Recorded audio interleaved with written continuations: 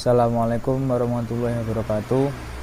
Perkenalkan, di sini dengan Miftahul Khair Fauzan, NIM 12201183280. Di sini akan menjelaskan mengenai makalah puasa mata kuliah pembelajaran fikih.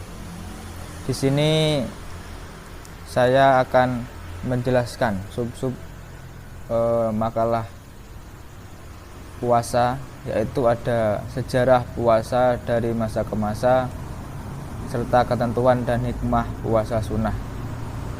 Dari tiap-tiap sub ini akan ada cabangan, yaitu pertama sejarah puasa dari masa ke masa, ada poin wajib puasa Ramadan, puasa para nabi terdahulu, puasa dalam tradisi umat terdahulu. Nah, begitu juga dengan ketentuan dan hikmah puasa sunnah. Ada beberapa pembahasan lagi, yaitu macam-macam puasa sunnah, ketentuan puasa sunnah, dan hikmah puasa sunnah. Nah, menginjak yang pertama, yaitu dari wajib puasa Ramadan. Kita ketahui bahwa puasa Ramadan merupakan puasa yang wajib bagi kita, bagi tiap muslim, di mana puasa Ramadan ini diwajibkan pada tahun kedua Hijriah, yaitu pada akhir bulan Sa'ban turun wahyu Allah surat Al-Baqarah ayat 183, yang isi dari ayat tersebut yaitu kewajiban untuk melaksanakan puasa Ramadan. Nah, akan tetapi kita pasti bertanya-tanya, kenapa wajib puasa diturunkan atau dilaksanakan pada bulan Ramadan? Nah, ini tentu kita tidak mengetahui secara pasti, karena ini merupakan rahasia Allah. Akan tetapi ada beberapa penjelasan bahwasanya pada bulan ini Allah menurunkan wahyu pertama Al-Quran kepada Rasulullah. Selain itu, pada bulan Ramadan terdapat satu malam yang memiliki kemuliaan lebih baik daripada 1000 bulan. Mungkin dari sini Allah menurunkan kewajiban puasa pada bulan Ramadan. Nah, selanjutnya sub pembahasan puasa para nabi terdahulu. Puasa para nabi, ada beberapa nabi, yaitu mulai dari Nabi Adam hingga Nabi Muhammad, tentu memiliki sejarah mengenai puasa. Nah, ini dari Nabi Adam, beliau berpuasa selama 3 hari setiap bulan sepanjang tahun. Kemudian ada banyak versi ya yang menyebutkan bahwa puasa Nabi Adam ini ada bermacam-macam. Di sini ada 6 ya. Yang kedua yaitu ada kaul yang mengatakan puasa Nabi Adam pada 10 Muharram sebagai rasa syukur bertemu dengan Siti Hawa di Arafah. Kemudian berpuasa sehari semalam ketika dikeluarkan dari surga. Nah, beliau juga berpuasa. Kemudian berpuasa 40 hari 40 malam setiap tahun, berpuasa dalam rangka mendoakan putra-putrinya, berpuasa pada hari Jumat untuk mengenang peristiwa penting. Kemudian Nabi Nuh juga memiliki sejarah berpuasa, yaitu beliau berpuasa selama 3 hari setiap bulan sepanjang tahun. Selain itu, Nabi Nuh juga memerintahkan kaumnya untuk menyembah Allah dan berpuasa ketika mereka berbulan-bulan terkatung-katung di tengah laut. Nah, jadi dari mulai Nabi Adam juga adanya puasa. Kemudian Nabi Ibrahim terkenal dengan kegembiraannya berpuasa, terutama pada hendak menerima wahyu dari Allah. Kemudian Nabi Yakub terkenal sebagai orang tua dan rasul yang gemar berpuasa, terutama untuk keselamatan putra dan putra-putranya. Jadi melalui berkah dari puasa tersebut melahirkan keturunan yang soleh-soleh, yaitu putra-putra Nabi Yakub memiliki keturunan yang menjadi nabi. Kemudian Nabi Yusuf berpuasa ketika berada dalam penjara. Selain itu, beliau juga berpuasa ketika menjadi pembesar Mesir dan menjabat sebagai menteri perekonomian. Sedangkan Nabi Yunus berpuasa dari makan dan minum saat berada dalam perut ikan besar selama beberapa hari. Kemudian Nabi Musa berpuasa selama 40 hari 40 malam dalam persiapan menerima wahyu dari Allah di Bukit Sinai. Nabi Daud juga berpuasa secara selang-seling, yakni sehari berpuasa dan sehari tidak berpuasa. Kemudian Nabi Isa berpuasa selama 40 hari ketika beliau mulai nampak di muka umum, menyatakan dirinya sebagai Rasul. Jadi nabi-nabi para dahulu ini memiliki syariat puasa, akan tetapi bentuk dan tata caranya ini berkembang semakin sempurna untuk nabi-nabi selanjutnya. Nah, selanjutnya puasa dalam tradisi umat terdahulu. Banyak umat atau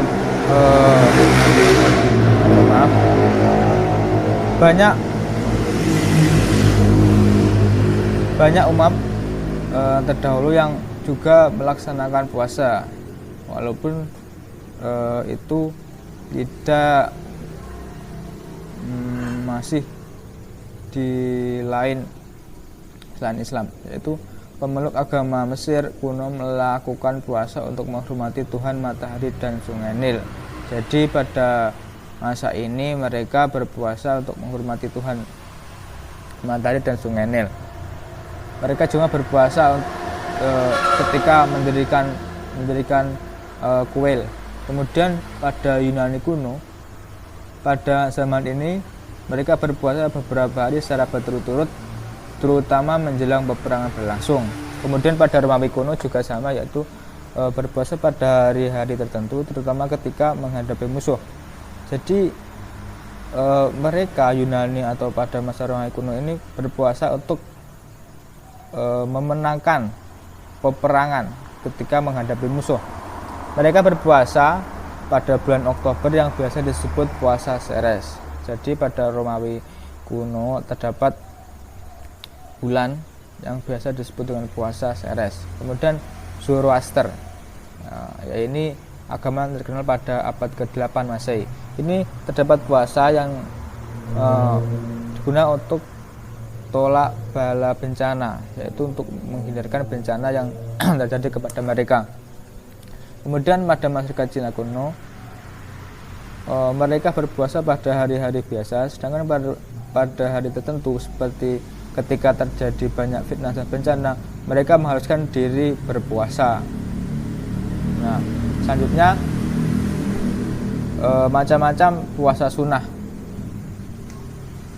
Kita ketahui bahwa puasa sunnah ada banyak.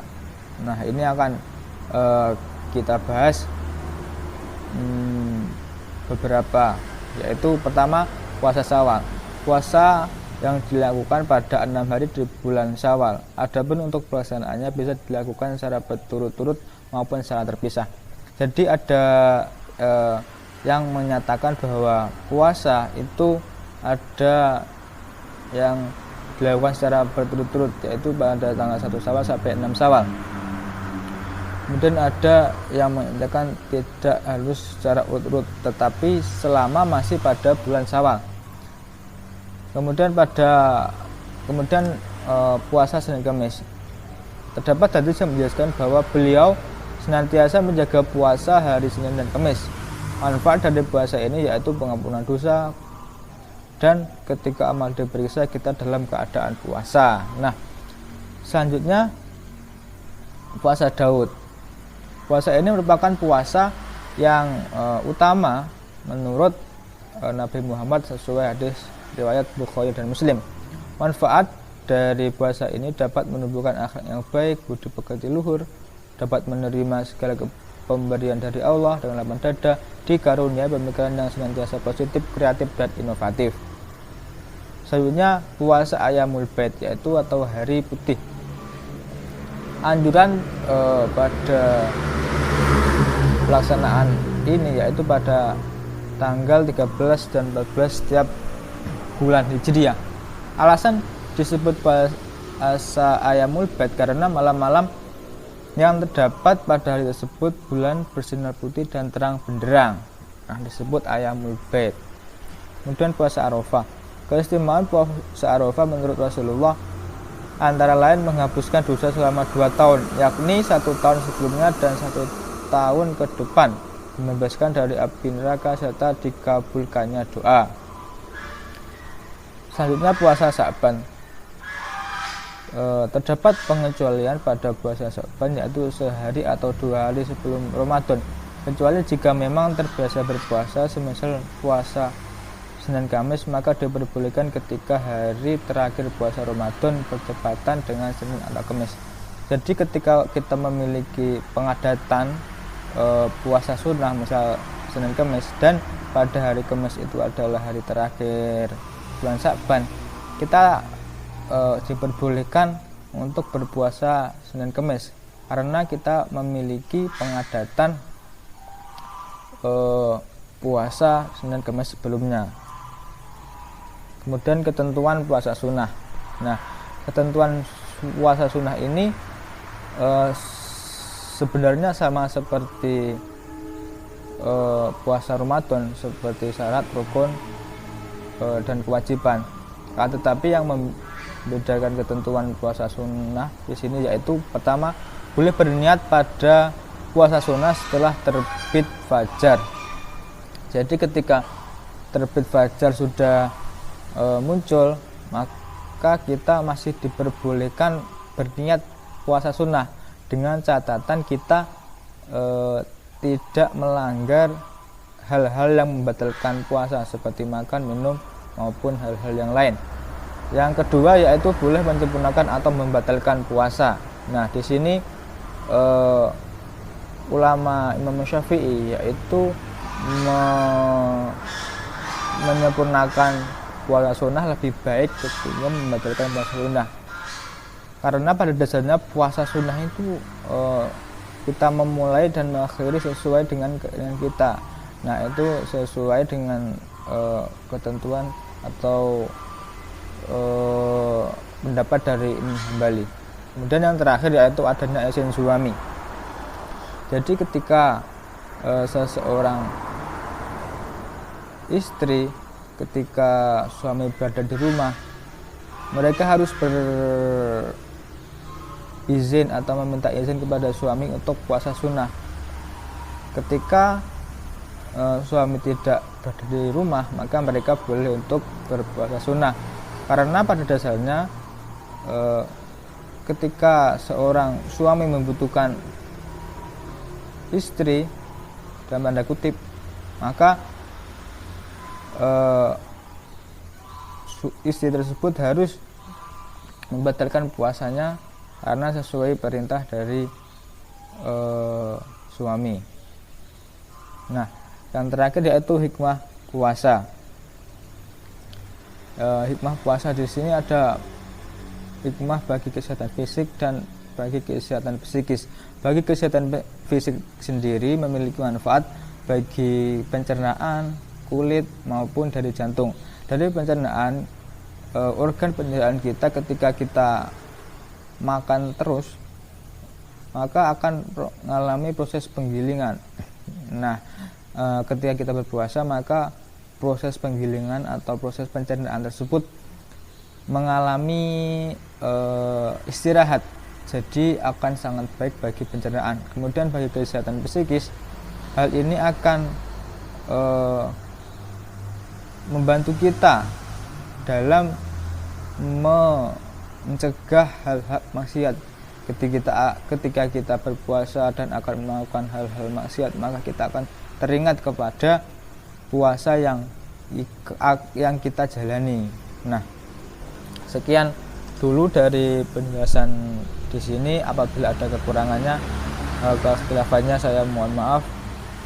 Wassalamualaikum warahmatullahi wabarakatuh.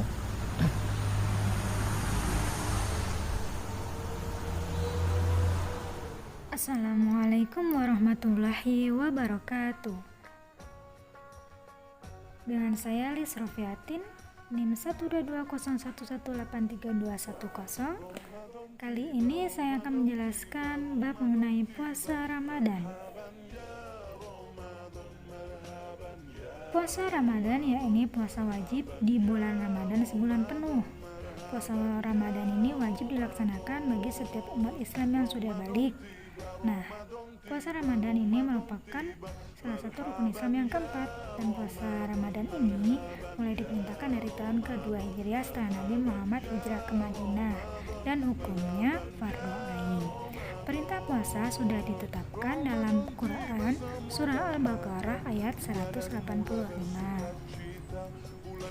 Kemudian syarat wajib puasa, yang pertama Islam, yang kedua berakal, yang ketiga balik, dan yang keempat kuat dan mampu melaksanakan puasa, serta yang kelima mengetahui awal bulan Ramadan. Dan selanjutnya yakni syarat sahnya puasa. Syarat sahnya puasa ada 4. Yang pertama Islam, yang kedua mumayyiz, dapat membedakan yang baik dan yang buruk, yang ketiga suci dari haid dan nifas, yang keempat dalam waktu yang diperbolehkan untuk berpuasa. Yang selanjutnya yakni rukun puasa. Rukun puasa yang pertama niat. Nah, niat, jadi kita tuh untuk melakukan segala sesuatu itu harus berdasarkan dengan niat. Nah, lebih baiknya lagi agar niat puasa itu tidak terlewatkan, lebih baik kita berniatnya setelah sholat tarawih. Kemudian yang kedua, menahan diri dari makan dan minum dan perkara yang membatalkan puasa. Kemudian adapun sunah-sunah puasa, yang pertama mengakhirkan sahur, yang kedua menyegerakan berbuka, yang ketiga berdoa ketika berbuka, yang keempat memberi makan pada orang yang berbuka, yang kelima lebih banyak berderma dan beribadah di bulan Ramadan. Jadi ketika di bulan Ramadan itu disunahkan kita lebih banyak beribadah di bulan Ramadan. Adapun hal-hal yang membatalkan puasa, yakni makan dan minum dengan sengaja, muntah dengan disengaja, haid dan nifas, keluar mani dengan disengaja, berniat membatalkan puasa, dan yang terakhir jima di siang hari. Itu semua merupakan hal-hal yang membatalkan puasa. Yang selanjutnya yakni orang yang diperbolehkan tidak berpuasa. Yang pertama orang yang sedang sakit, yang kedua orang yang sedang dalam perjalanan, yang ketiga wanita yang sedang haid dan nifas, yang keempat orang tua renta yang dalam kondisi lemah, yang kelima wanita hamil dan menyusui. Wanita hamil dan menyusui ini boleh tidak melaksanakan puasa jika khawatir dengan keadaan anaknya.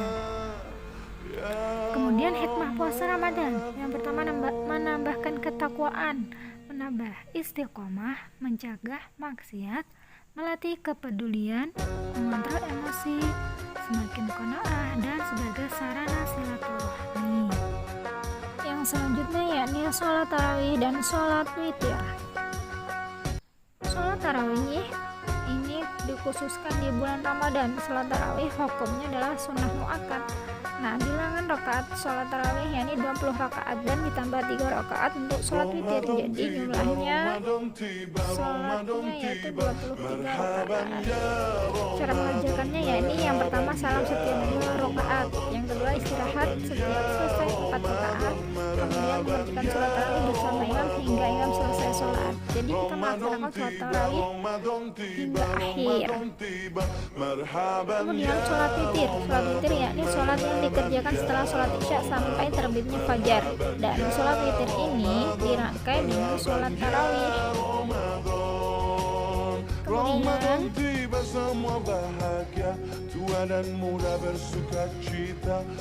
sholat witir adalah sholat yang bilangan rakaatnya ganjil, yakni boleh mengerjakan 1 rakaat, 3 rakaat, 5 rakaat, 7 rakaat, 9 rakaat, dan paling banyak 11 rakaat.